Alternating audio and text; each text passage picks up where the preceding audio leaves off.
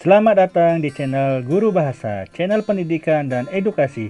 Jangan lupa klik subscribe dan loncengnya ya, agar channel ini dapat berkembang.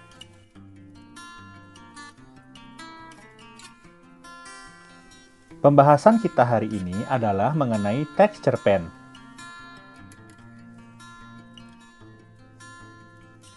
Kalian pasti pernah membaca prosa, baik itu novel maupun cerpen. Nah, pembahasan kita hari ini khusus pada cerpen. Narasi fiksi yang begitu disenangi. Sebelum kita lanjut lebih jauh, apakah kalian tahu apa sih itu cerpen?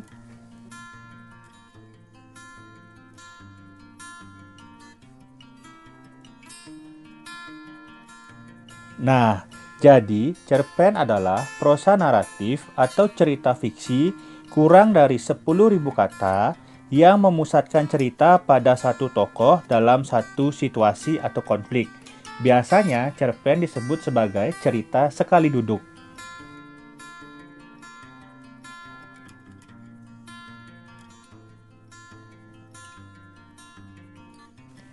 Setelah kita mengetahui pengertian cerpen, selanjutnya kita akan belajar mengenai unsur-unsur cerpen. Unsur-unsur cerpen dibagi menjadi dua, yaitu unsur intrinsik dan unsur ekstrinsik. Yang pertama yang akan kita pelajari adalah unsur-unsur intrinsik dari cerpen. Unsur intrinsik adalah unsur pembangun karya sastra dari dalam. Unsur-unsur intrinsik ini ada 7. Nah, itulah yang akan kita bahas satu persatu. Sebelum lanjut, contoh dalam pembahasan kali ini diambil dari cerpen Pohon Keramat, karya Yus R. Ismail yang terdapat pada buku siswa halaman 53-60 ya. Nah, tanpa berpanjang lebar lagi, sekarang kita akan bahas ketujuh unsur intrinsik dari cerpen. Yang pertama adalah tema.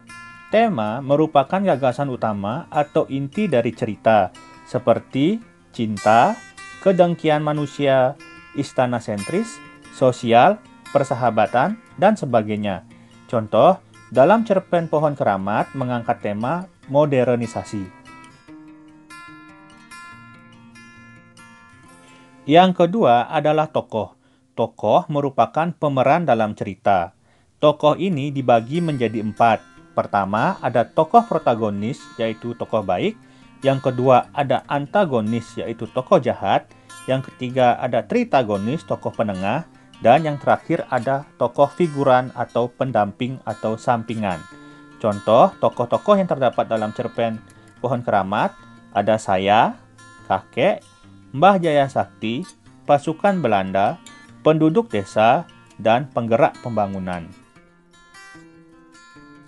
Selanjutnya, penokohan.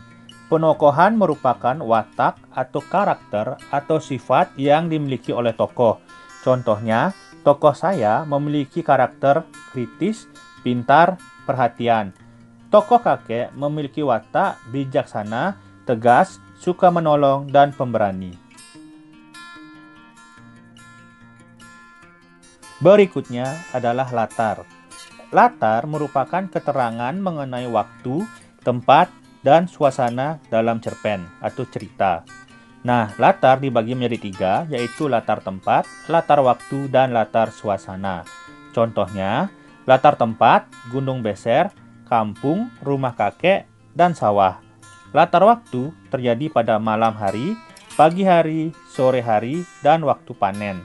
Latar suasananya damai, rukun, menegangkan. Selanjutnya ada alur. Alur adalah jalannya cerita dari awal hingga akhir. Alur dibagi menjadi 3, yaitu alur maju yang menceritakan masa kini ke masa depan, alur mundur atau flashback yang menceritakan masa lalu, dan alur campuran yaitu gabungan dari alur maju dan alur mundur. Contohnya, alur yang digunakan dalam cerpen Pohon Keramat adalah alur campuran karena di awal cerita pada masa lalu, kemudian menceritakan masa kini dan kembali lagi ke masa lalu. Selanjutnya adalah sudut pandang. Sudut pandang merupakan gaya pengarang dalam bercerita. Ada dua yang biasanya digunakan, yaitu orang pertama biasanya menggunakan aku atau saya, dan orang ketiga menggunakan nama orang. Perbedaannya adalah, jika menggunakan orang pertama, aku atau saya, berarti si pengarang seolah-olah ikut terlibat dalam cerita. Sedangkan orang ketiga berarti si pengarang hanya menjadi pengamat tokoh. Contoh, sudut pandang yang digunakan dalam cerpen Pohon Keramat adalah sudut pandang orang pertama, karena menggunakan saya sebagai tokoh utama.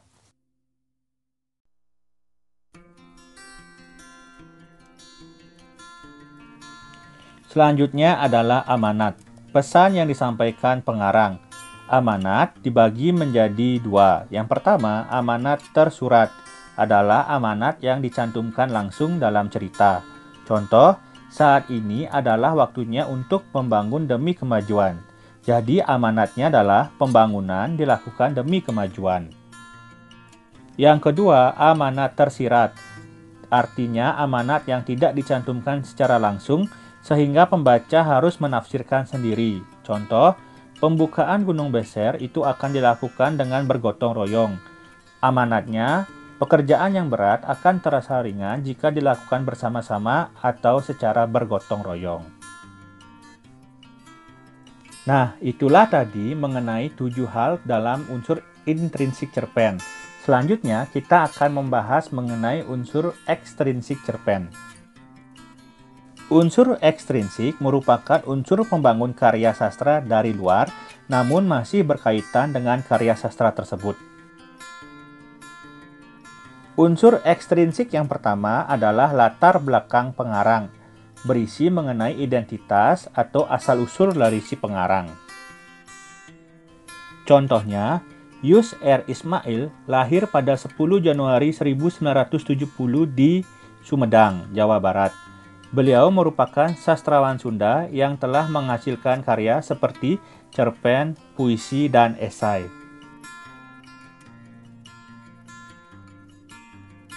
Berikutnya adalah nilai-nilai yang terkandung dalam cerpen atau karya. Biasanya ada nilai budaya, nilai moral, nilai agama, nilai adat, nilai sosial, nilai hukum, dan sebagainya.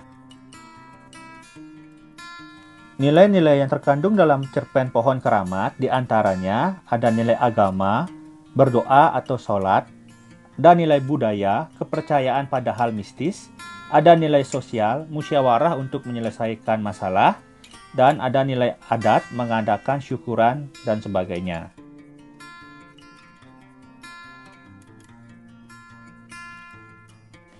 Selanjutnya, pembahasan kita akan berlanjut mengenai struktur teks cerpen. Yang pertama adalah orientasi. Orientasi merupakan penentuan peristiwa, menciptakan gambaran visual, latar, atmosfer, dan waktu kisah, pengenalan karakter, dan arah menuju komplikasi. Contohnya, di sebelah barat kampung ada gunung yang tidak begitu besar. Disebut gunung barangkali tidak tepat karena areanya terlalu kecil. Lebih tepatnya disebut bukit, tapi penduduk kampung sejak dulu sampai sekarang menyebutnya dengan Gunung Beser.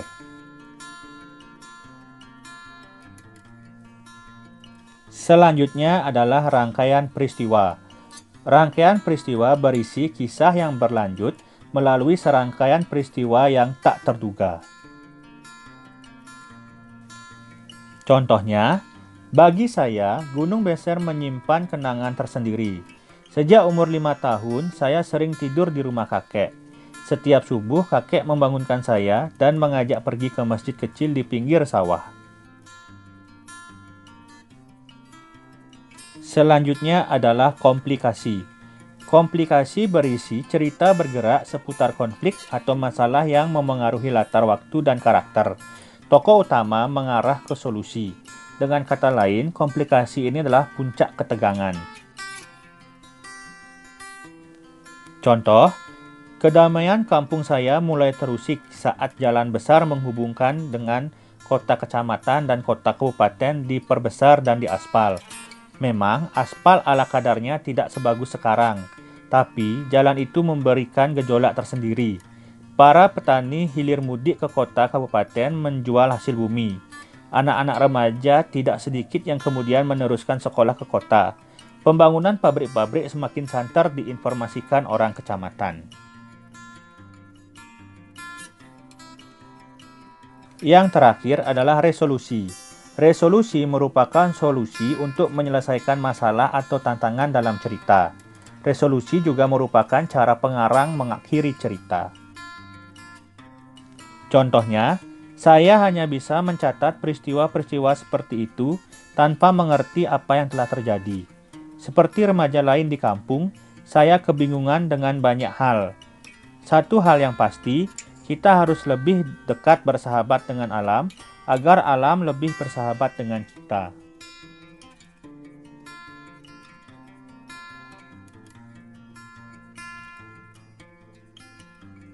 Setelah pembahasan mengenai struktur teks cerpen, selanjutnya kita akan membahas mengenai ciri kebahasaan teks cerpen.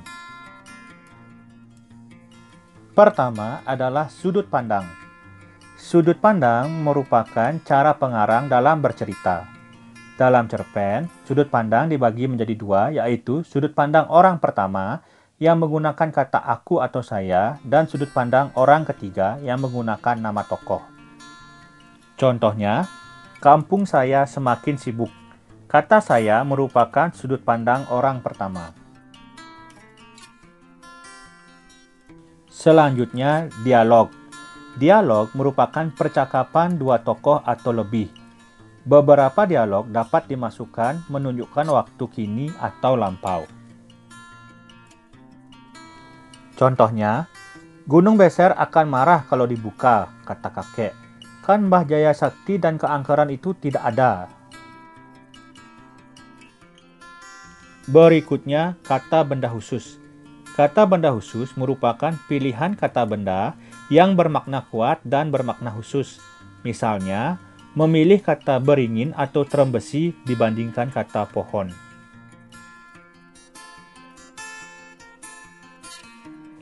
Berikutnya, uraian deskriptif yang rinci. Uraian deskriptif yang rinci merupakan deskripsi yang digunakan untuk menggambarkan pengalaman, latar, dan karakter. Misalnya, baunya seperti apa yang bisa didengar, terlihat seperti apa rasanya, dan lain-lain. Contohnya, bila panen tiba, setiap petani yang punya sawah luas akan mengadakan syukuran. Para tetangga diundang, ikan ditangkap atau ayam disembelih. Saya selalu senang. Selain sering dibawa kakek ke tempat syukuran, saya senang dengan hari-hari di sawah. Anak-anak seluruh kampung mengalihkan tempat bermain ke sawah. Ada yang membuat baling-baling, bermain musik dengan trompet-trompet kecil dari batang padi, atau berburu burung beker. Berikutnya, penggunaan majas. Yang pertama, majas simile.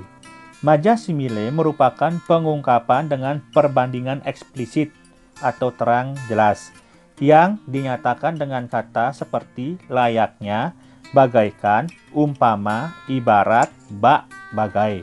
Contoh, seekor burung pipit sedang berusaha mempertahankan nyawanya. Dia terbang bagai batu lepas dari ketapel sambil menjerit sejadi-jadinya. Yang kedua, metafora. Metafora merupakan majas yang mengungkapkan perbandingan analogi atau pengandaian antara dua hal yang berbeda. Contoh, dia memiliki hati batu, keras kepala seperti lembu. Terakhir adalah personifikasi. Personifikasi adalah majas yang mengumpamakan benda mati seolah-olah hidup atau memiliki nyawa seperti manusia. Contoh, awan tertatih-tatih melintasi langit.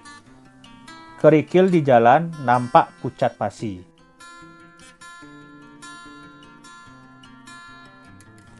Terakhir, penggunaan pertanyaan retoris. Pertanyaan retoris merupakan pertanyaan yang tidak perlu dijawab sebagai teknik untuk melibatkan pembaca. Contohnya, pernahkah tinggal di rumah apung di sungai? Bagaimana jika kamu menjadi saya? Dan sebagainya. Terima kasih sudah menyaksikan video ini. Jangan lupa like, komen, dan share agar video ini lebih bermanfaat untuk kita semua. Bagi yang belum subscribe, jangan lupa subscribe untuk mendapatkan informasi dalam video-video pembelajaran berikutnya.